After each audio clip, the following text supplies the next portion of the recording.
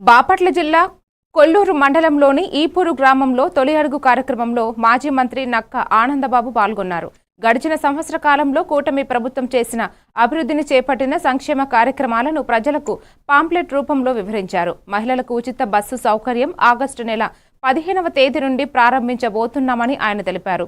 రైతు భరోసా నిధులను కూడా 20,000 రూపాయల చొప్పున అందించబోతున్నామన్నారు. ఈ కార్యక్రమంలో కొల్లూరు, వేమూరు మండల నాయకులు, కార్యకర్తలు పాల్గొన్నారు.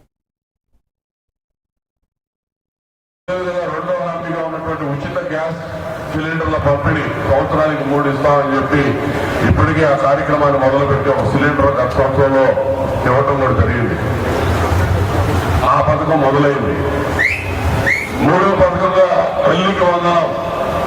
ఇంటర్మీడియట్ వరకు చదువుకునేటటువంటి పిల్లలు ఎంతమంది విద్యార్థులు ఉంటే వారందరికీ కూడా 15,000 రూపాయలు ఇస్తామని చెప్పి హామీ ఇచ్చాం.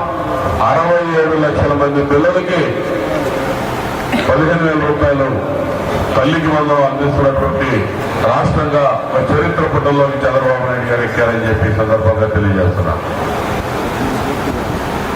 అదేవిధంగా ఉచిత బస్ సౌకర్యం ఆగస్టు 15 మొదలవుతా ఉంది. ఆగస్టు 15 నుంచి అన్నదాత సుఖీభవ రైతాంగానికి సంవత్సరానికి 20,000 అందించే పథకం.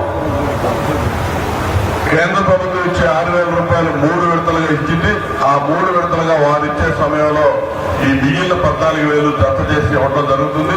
ఈ నెలలోనే ఒక విడత అన్నదాత సుఖీభావం అందించబోతున్నామని చెప్పి మీ అందరికీ తెలియజేస్తా ఉన్నా. ఈ విధంగా అన్ని చేస్తూ అభివృద్ధి కార్యక్రమాలు పూర్తిగా అడుగంటిపోయిన అభివృద్ధిని మళ్ళా దారిలో పెట్టి గ్రామాల్లో సీసీ రోడ్లు కానీ పాడైపోయిన ప్రధాన రహదారుల నిర్మాణానికి సంబంధించి అన్ని ఒకసారి